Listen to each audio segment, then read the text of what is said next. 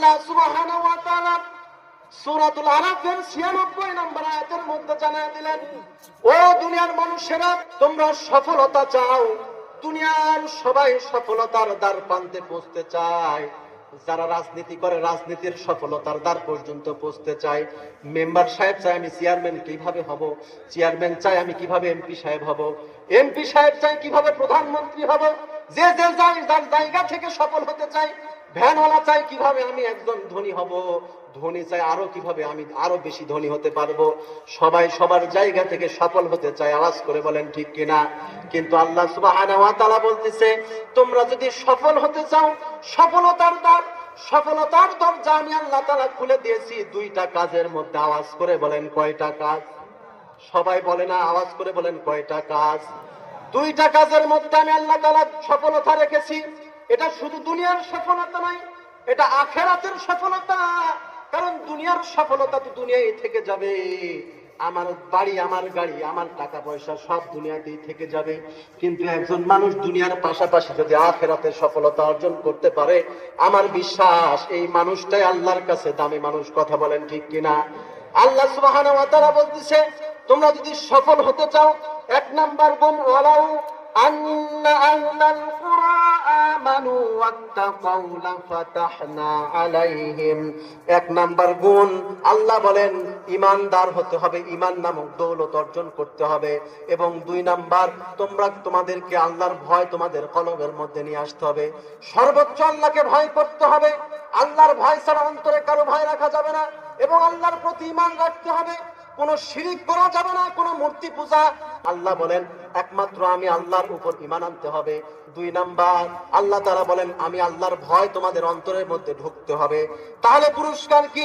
আল্লাহ তাআলা বলেন লাফাতাহনা আলাইহিম বারাকাতিম মিনাস সামাই ওয়াল আরদি ওয়ালাকিন কাযযাবু ফাআখাযনাহুম বিমা কানু ইয়াকসিবুন।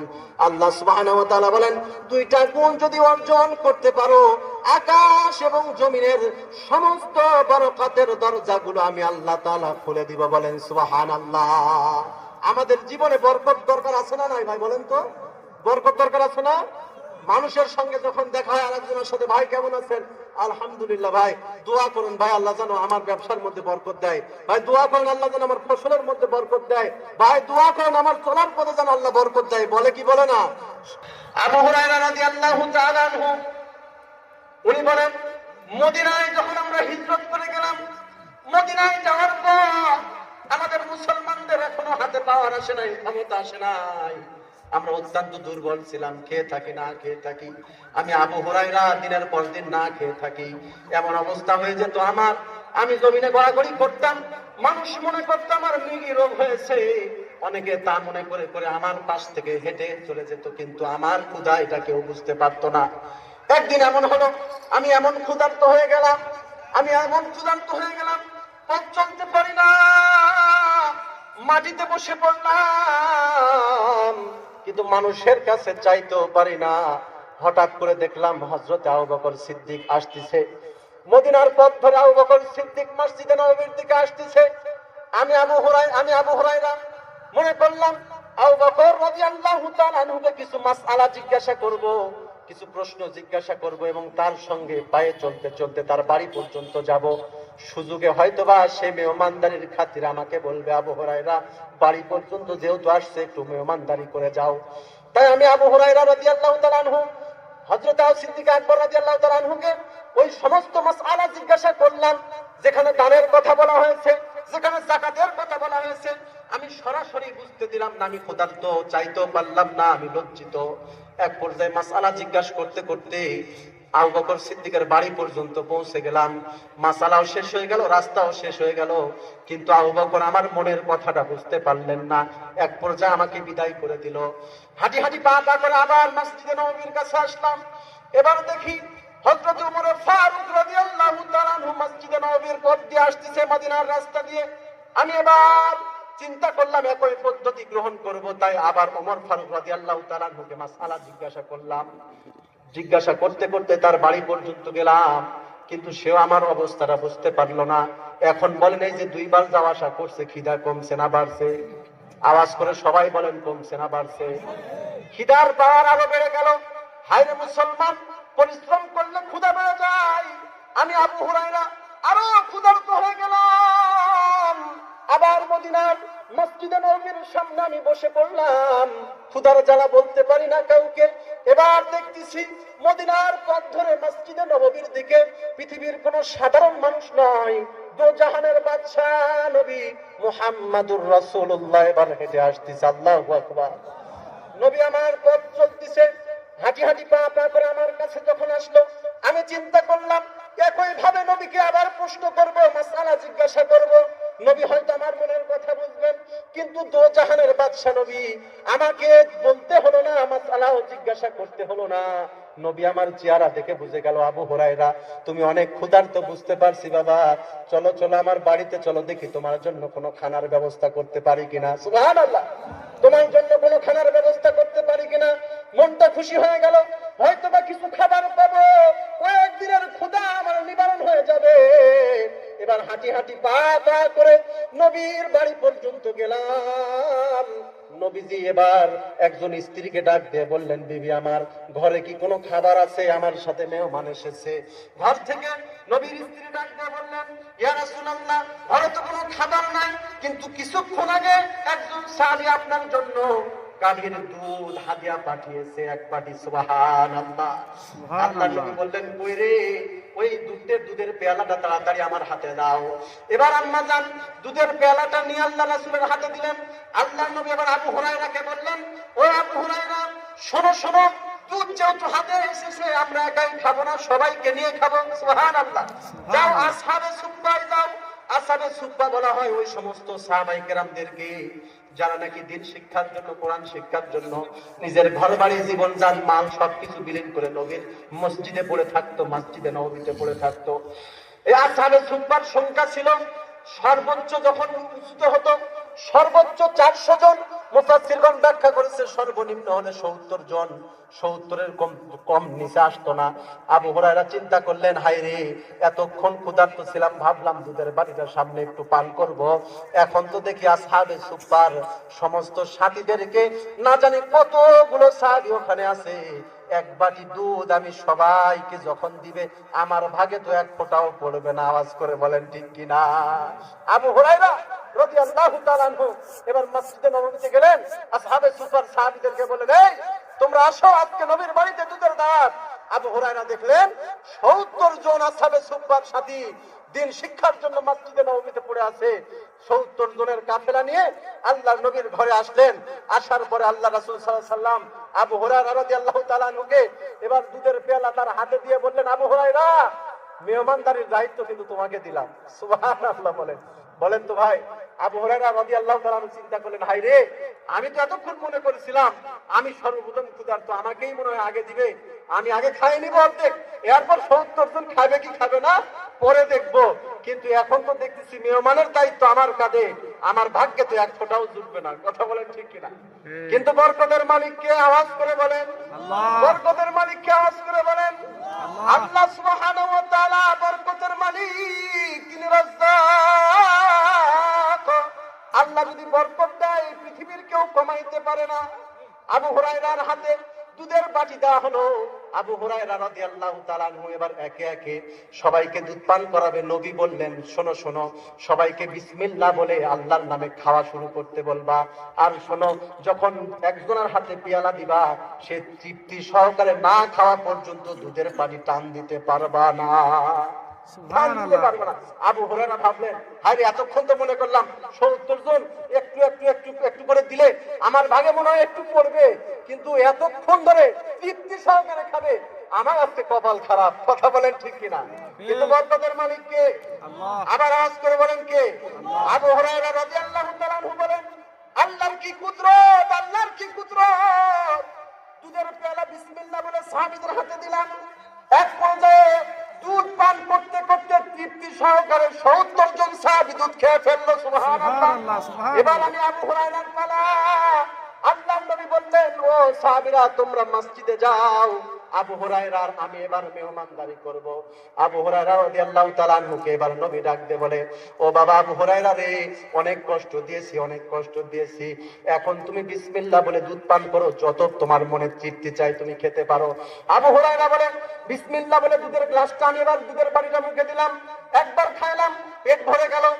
রাসূল বলেন আবার খাও, বিসমিল্লাহ বলে আবার খাইলাম, পেট আরো ভরে গেল। আমি এবার আল্লাহর নবী বলেন আরেকবার খাও। তিনবার আমি ওই পেয়ালা থেকে দুধ খাইলাম, এবার গলা পর্যন্ত দুধ এসে গেছে, এক ফোঁটা দুধ আর আমার গলা দিয়ে নিচে নামবে না। রাসূল বললেন আবু হুরায়রা আবার খাও।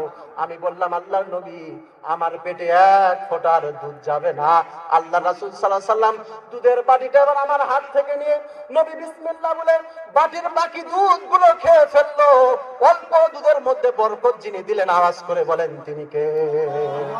আল্লাহ সুবহানাহু ওয়া তাআলা ওই কথাই বলেন, ওয়ালাউ আন্না আহলাল কুরা আমানু ওয়াত্তাকাউ লাফাতাহনা আলাইহিম বারাকাতিন মিনাস সামাই ওয়াল আরদ।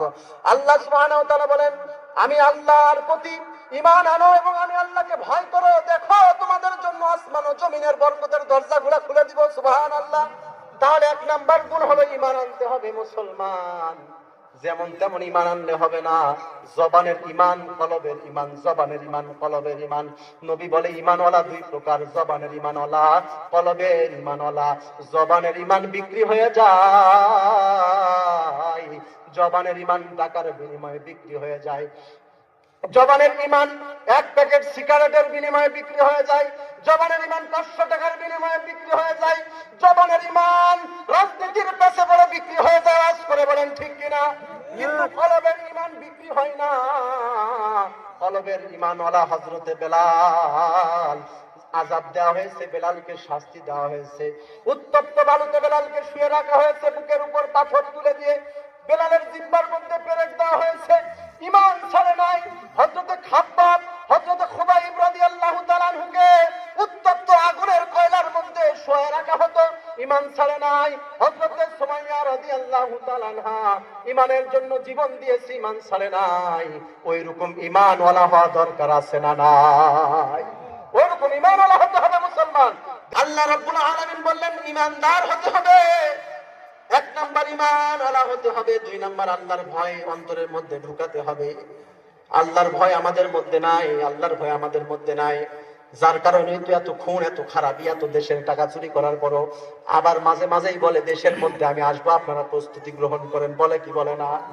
লজ্জা থাকা উচিত, লজ্জা থাকা উচিত, লজ্জা থাকা উচিত। আওয়াজ করে বলেন ঠিক কিনা? এত মানুষের রক্ত নিয়ে সিনিমিনি খেললো, দেশের কোটি কোটি মানুষের টাকা চুরি করে দেশের বাইরে পালিয়ে গেল। লজ্জা নাই, আল্লাহর ভয় নাই, আল্লাহর সামনে দাঁড়াতে হবে, চিন্তা নাই। আরে আকেল না হু গাফিল, আরে আকেল না হু গাফিল, तुझे दुनिया से जाना है, तुझे एक दिन ए मुंह अपना रब को भी दिखाना है।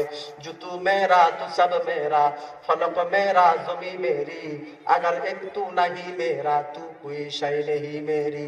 कदम सूए मरकद नजर सूए दुनिया, किधर जाता है और किधर दिख रहा है। আল্লাহর সামনে সবাইকেই দাঁড়াতে হবে, পালানোর কোনো সুযোগ নাই। এই জন্য আল্লাহ বলে আমাকে ভয় করো, আমার ভয় অন্তরের মধ্যে থাকতে হবে। আলহামদুলিল্লাহ আজকের মাহফিলে মা বোনরাও এসেছে, কথা বলেন ঠিক কিনা? ও মা বোনেরা, আপনাদের মধ্যে পরিপূর্ণ ভয় আনতে হবে, কারণ আজকে সমাজে যত বেশি গুনাহ হচ্ছে মা বোনদের কারণে হচ্ছে, ঠিক কিনা বলেন? মা বোনদের কারণে সব থেকে বেশি গুনাহ হচ্ছে। ও মা বোনেরা, একটা মাত্র ঘটনা, একটা মাত্র হাদিস বলে আমি আলোচনা শেষের দিকে নিয়ে যাব। ভয় কিভাবে অন্তরের মধ্যে থাকতে হবে। হযরতে আম্মা জান খাদিজাতুল কুবরা রাদিয়াল্লাহু তাআলা আনহার দিকে দেখেন, অন্তরের মধ্যে কি পরিমাণ আল্লাহর ভয়, আল্লাহর ভয় কি পরিমাণে অন্তরের মধ্যে।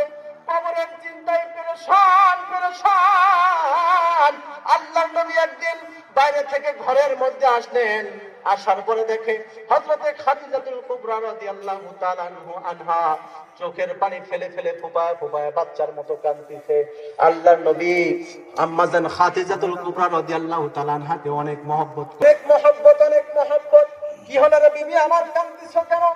আম্মা জান ডাক দিয়ে বলে, নবী আমার কবরের কথা স্মরণ হয়ে গেছে গো নবী, কি জবাব দিব আমি কবরে, কি হিসাব দিব আমি আল্লাহর কাছে কিয়ামতে।